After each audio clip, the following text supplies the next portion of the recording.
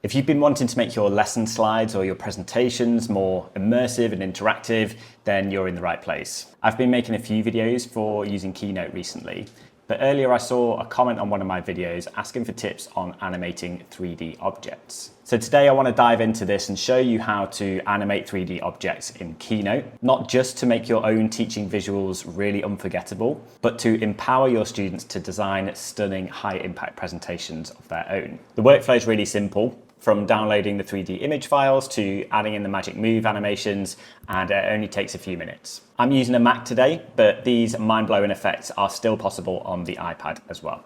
Let's jump in. Now, there really are endless possibilities with this. I'm going to start with the step-by-step process for adding and animating the 3D objects. Then I can show you some unique ways you might want to use this feature in your lessons to hook in your students. Okay, so you'll want to start a new Keynote document. And I'm just going to delete everything that's here already so we can start with a blank page. And to find the 3D objects that we're going to use, I'm using a website called Sketchfab. And this is a library of 3D models that you can download lots of things for free on. So I'm going to just choose an object first of all, maybe the Statue of Liberty. And we want to sort these by ones that are downloadable. And if you want something that's animated as well, you can click this box. So I want to find one that's going to work well. Maybe this one, it's quite plain, there's nothing else going on, it's just a really simple model. So I'm going to choose this one, and you can preview it here and spin it around, see what it looks like. And then I'm going to download the 3D model here. And the file we want to download is the usdz. That's the type of 3D model file that's compatible with Apple devices. So I'm going to click on download, and then I'm going to head back to my blank presentation. And then I can just simply drag it in from my downloads folder down here, and you'll see it appear straight away. So you can see it's still a 3D object. I can rotate it to a different orientation. And we can also resize, reposition it somewhere else on the screen. So on this first slide, I just want an overview of the model, want to be able to see the whole thing. But then for my animation, I want to zoom in on a particular aspect of this, maybe rotate it slightly as well. So I'm going to duplicate this slide here. And I'm going to now reposition the model to what I want it to animate to and the end result. So I'm going to make this much larger, first of all. Let me zoom out a bit so I can see. And let's zoom in on the torch at the top here. Okay, I'm just going to rotate this slightly as well to give us a better view, something like that. So now I've got these two different orientations. I've got the kind of overall one here for the first slide, and then the zoomed in version here of the torch on the second slide. So if you go back to the first slide, find this animate tool up here, and we're going to add the magic move effect. Maybe I'd just drag this out a little bit, make it a little bit longer. You can change various features here as well.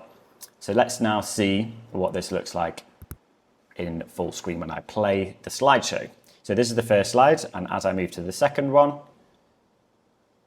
we get a nice kind of zoom in effect on this torch, which is really cool. And we could add text and things to these slides. Maybe if this is a presentation to show students about the Statue of Liberty and give them some information about it, then we could add text there as well.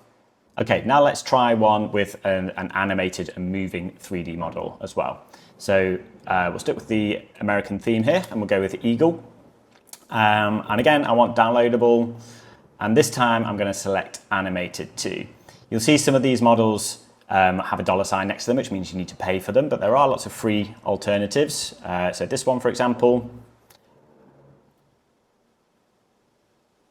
I'm going to download, again, the usdz model. Okay, back to my slides, and I'm going to create a blank one.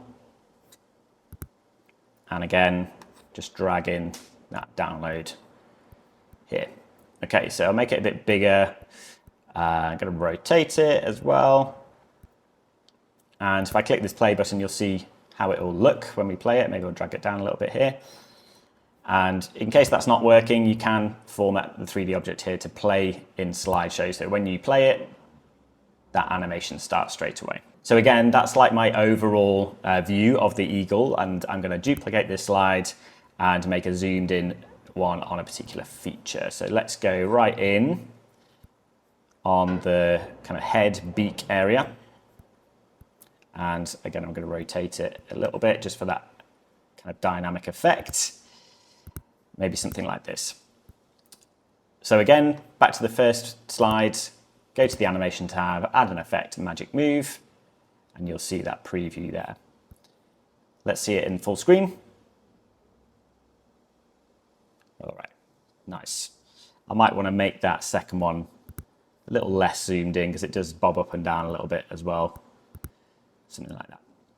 And as I said before, there's a ton of possibilities here. So let me just show you a few different ones that I've made before. Here we've got a blue whale. Again, here's an animation, it just kind of rotates it, and we could start to add these annotations to the slides as well to add in some information about it. Here's my Statue of Liberty from earlier, this time with a few different facts for each slide. And you can kind of move around the object to identify different parts. Here's another one. This time of a model of a F1 car that I found. So here's one view, and then we can spin that round and see a different view of the same car. Perhaps your students are studying ancient Egyptians and you want to really look closely at 3D artifacts. So something like this would allow you to have a really close look and start to ask questions about these artifacts. Or maybe you could use this effect to tell a story and have animations to go with it. And the classic example of a water cycle, again, this 3D effect can just bring that immersive experience to the students. And if students are learning about life cycles, they can look at the parts of a plant or the features of an animal really close up. Now, as I said before, the usdz files that we've been downloading are compatible across lots of different parts of the Apple ecosystem. You can use them in apps like Freeform. You can preview the usdz files in the Files app. You can view them in the Notes app. And you can also add these into Reality Composer, which is Apple's augmented reality app. I've got another video about that that I'll link below. So there you have it, a really cool effect to really immerse your students in their learning and to make your presentations more dynamic and engaging. If you've enjoyed the video, give me a like and stay tuned for the next one.